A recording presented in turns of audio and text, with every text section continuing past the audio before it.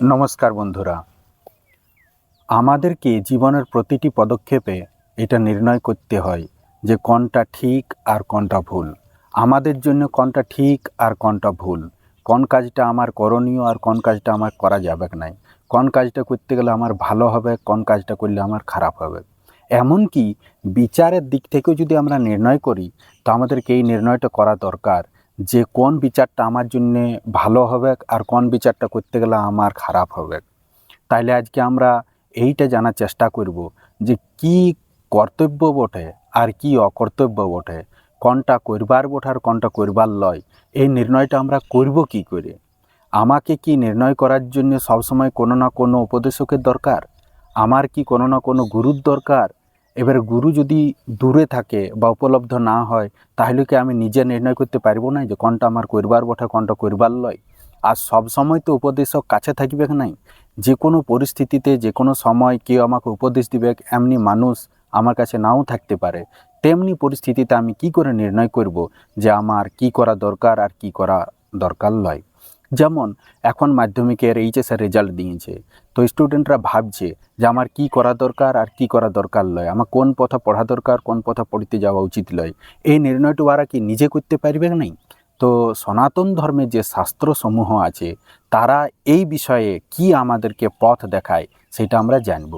তো সনাতন ধর্মমতে কি ঠিক আর কি ভুল এইটা নির্ণয় করবার জন্যে একটি সূত্র দেওয়া হয়েছে, সেটা হলো বেদঃ স্মৃতি সদাচারঃ স্বস্য চ প্রিয়মাত্মনঃ। অর্থাৎ যদি তোমাকে ঠিকভাবে জানতে হয় যে কি ঠিক আর কি ভুল, তাহলে সবার থেকে বড় উপায় হলো বেদ কি বলে সেই অনুসারে আমরা জানতে পাবো যে কি ঠিক আর কি ভুল। কিন্তু বেদ তো আমরা সবাই এখন পড়তে পারবো না, বেদের ভাষা তো আমরা এখন শিখি নাই, তাহলে আমরা নির্ণয় করব কি করে যে কি ঠিক আর কি ভুল? তো আরও একটি সহজ উপায় বলা হয়েছে, বেদের অনুসারে যে স্মৃতি গ্রন্থ লেখা হয়েছে সেইগুলা অনুসারে আমরা নির্ণয় করব কি ঠিক আর কি ভুল। কিন্তু স্মৃতি গ্রন্থও তো পড়তে আমরা পারবো না, বা কেউ পড়াবে আমাকে এমনি কোনো আমাদের পরিবেশ নাই। তাহলে কি করব আমরা না, সদাচার। সদাচার মানে কি, যারা আমাদের থেকে বয়স্ক আছে, বড় আছে, জ্ঞানী মানুষ আছে, তাদের আচরণ দেখে আমরা জানব যে কি করবার বটে আর কি করবার লয়। কিন্তু সবসময় তো সেই ধরনের মানুষ পাওয়া যায় নাই, আর যে কোনো পরিস্থিতিতে যে কোনো জায়গায় সবসময় এই ধরনের মানুষ পাওয়া খুব দুর্লভ। তাইলে আমরা কি করব এবার? আমাদের কাছে তার কিছু পথ নাই কি যে কি করণীয় আর কি করণীয় লয়? তো একটা শব্দে কাছের আর খুব সহজ উপায় হলো স্বস্য চ প্রিয়মাত্মনঃ। তার মানেটা কি না, আমরা ভিতর থেকে যেটাকে ঠিক বলে স্বীকার করি, কমসে কম যেটাকে আমরা নিজের বুদ্ধি অনুসারে ঠিক বলে মানি, সেইটা আমরা যেমন করি।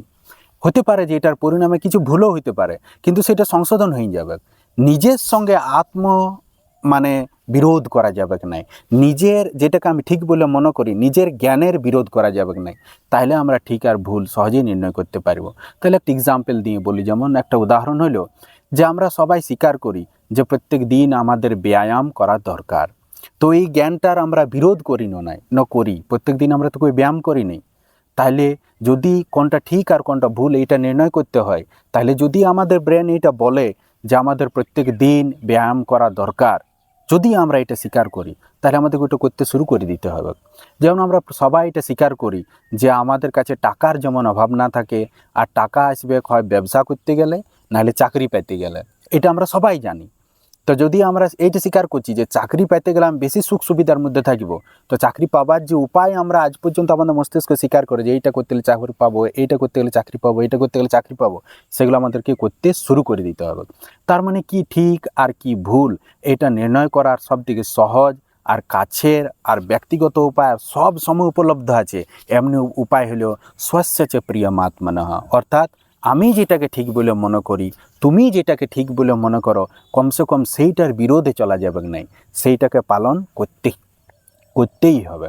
এই বিষয়ে যদি তোমাদের আরও কোনো প্রশ্ন থাকে তো অবশ্যই জানাবে। ধন্যবাদ।